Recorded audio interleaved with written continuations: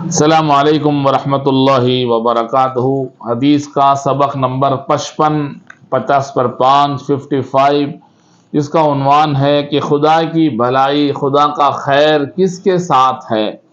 چنانچہ حضرت عبداللہ ابن عمر رضی اللہ عنہما کی ایک روایت بیہقی میں ہے، در منصور میں جلد نمبر 6 صفحہ نمبر 109 میں موجود ہے کہ حضرت عبداللہ ابن عمر رضی اللہ عنہما سے مروی ہے کہ نبی پاک صلی اللہ علیہ وسلم نے ارشاد فرمایا کہ جب اللہ تعالیٰ کسی کے ساتھ خیر کا، بھلائی کا ارادہ فرماتے ہیں تو لوگوں کی ضرورتیں ان سے وابستہ کر دیتے ہیں اور متعلق کر دیتے ہیں۔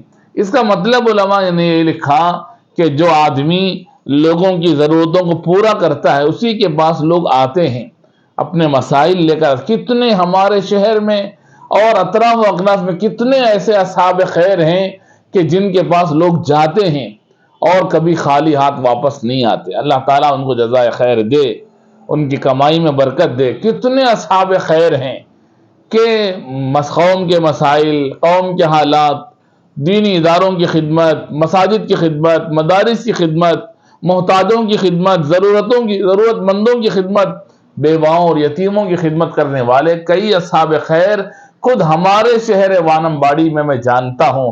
اللہ تعالیٰ ان کی زندگی میں، ان کی کمائی میں، ان کی صحت میں برکت عطا فرمائے کہ وہ ہمیشہ پورا کرتے ہیں۔ اللہ کے نبی فرماتے ہیں کہ یہی لوگ ہیں کہ جن کے ساتھ اللہ نے خیر کا، بھلائی کا ارادہ کیا ہے، کہ جن کے پاس لوگ جاتے ہیں، جن کی لوگوں کی ضرورتیں اللہ نے ان سے متعلق کر دی ہیں۔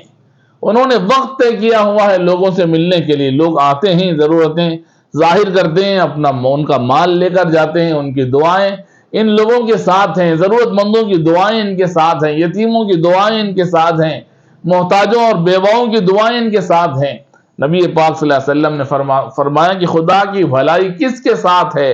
انہی لوگوں کے ساتھ خدا کی بھلائی ہے، خدا کا خیر ہے، اور اللہ تعالیٰ نے خیر کو رکھا ہے ان کے اندر، اسی لیے ان کے پاس لوگ آتے ہیں۔ ہمارے پاس، آپ کے پاس لوگ آتے ہیں اپنا سوال لے کر، اپنا تقاضا لے کر، اپنے مسائل لے کر، اپنی ضرورت کو لے کر۔ تو یہ نہ سمجھیے کہ میں بڑا آدمی بن گیا، بلکہ یہ سمجھیے کہ اللہ نے مجھے موقع دیا ہے کسی ضرورت مند کے کام آنے کا۔ اس پر اللہ کا شکر ادا کیجئے اور اس ضرورت مند کی ضرورت کو پورا کیجئے۔ دنیا میں آپ اس کی ضرورت کو پوری کریں گے، اللہ تعالیٰ آپ کو محشر کے میدان میں آپ کی ضرورت کو اللہ پوری فرمائیں گے۔